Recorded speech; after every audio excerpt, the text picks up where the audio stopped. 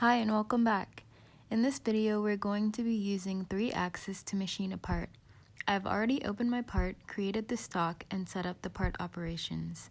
The part operations setup for this chapter is going to be the same as in chapter 3, except we're going to use HAWS 1 for the tools catalog. Currently, I do not have access to the tool catalog, so I will be creating my own tools. We are going to start off with facing. Select top plane in the sensitive area and click on the top of the stock. Right-click on Drive and select by boundary of faces, then double-click on the top of the stock. Click on bottom in the sensitive area, hide your stock, and then click on the top of the part. Go to the Machining tab and change the machining tolerance and fixture accuracy to 0.001. Then change the toolpath style to back and forth. Under the Radial tab, change the mode to step over ratio and make sure the percentage of the tool diameter is 50. Under the Axial tab, change the mode to maximum depth of cut and enter 0.25 for the maximum depth of cut value. Click on the Tool tab and make sure you have the Face Mill button selected when doing the facing operation. Go to the Feed and Speed tab. You're going to want to change the approach value, both machining values, and the retract value. I am currently using the values from the book, but you can also use Whitney Feed and Speed Calculator, as explained in the previous video. Select the box next to Transition and select Approach. Unselect the Automatic Compute box and change the machining value to 1800. Go to the Macro tab and clear the approach and retract. Then create a macro with a 2-inch tangent motion, followed by a perpendicular to plane approach macro for both approach and retract. Activate all your macros and then copy down the approach and retract. Click the replay button to play the toolpath and analyze your part. For the next operation, we are going to profile the part. Select Profile Contouring, go to the Tool tab and click on the End Mill button. You will have the option to choose from a catalog of tools, but I will be creating my own tools for this example. Go to the Geometry tab and select the top plane in the sensitive area. Then click on the top of the part. Select the bottom in the sensitive area and select the bottom of the part. The guiding element will turn green. Right-click on the guiding element and select Remove All Contours.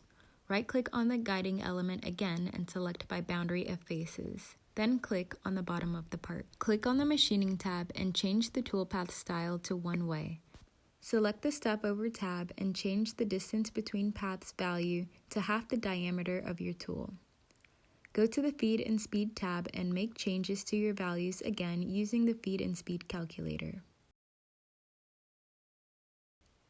Under Macros, you're going to change the approach and retract to have a circular motion of 0.5 inches and then a motion perpendicular to the plane.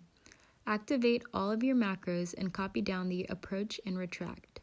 Click on the Replay button to play the toolpath and analyze your part. Select Cancel, then OK for the next two windows to exit the operation.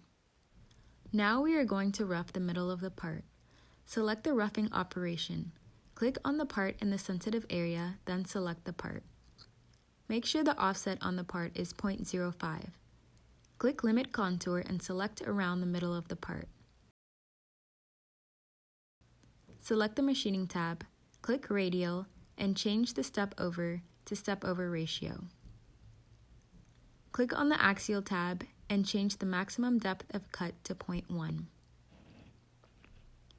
Go to the Feed and Speed tab and make your changes. This time, we are going to keep transition set to machining. For the approach and retract macros, select the perpendicular to plane motion. Click the Replay button to play the toolpath and analyze your part. Next is going to be the contour-driven operation. This will get rid of the excess material from the middle. For this, we are going to need to use a ball mill since the surface is curved. Select the Geometry tab and click on Part in the sensitive area. Then click on the part. For the Limit Contour, select the inner edge of the middle. Go to the Machining tab and select Guide 1, then click on the outer middle edge at the end of the long side of the part. Select Guide 2 and do the same to the other side. This helps make sure that it is milled going along the long end of the part. Click on the Feed and Speed tab and change the transition to approach and enter your values. Under Macros, change the mode for approach and retract to Build by User, then select the perpendicular to plane motion. Click the Replay button to play the toolpath and analyze your part. For the last operation, we are going to use the isoparametric function to round the edges. Click on the Select Parts area in the sensitive area and select around the outer top edge of the part. Select Add Corners in the sensitive area and click on the top yellow dot.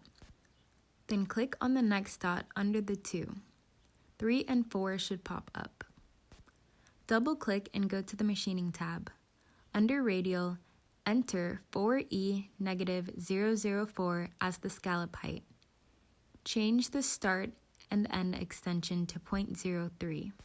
Make changes to your speed and feed values if needed, then click on the Macros tab. Activate all the macros and set the approach and retract macros as perpendicular to plane. Click the Replay button to play the toolpath and analyze your part. Select Cancel, then OK for the next 2 windows to exit the operation. That concludes the Chapter 4 video. In the next video, we will be discussing 3+2 operations.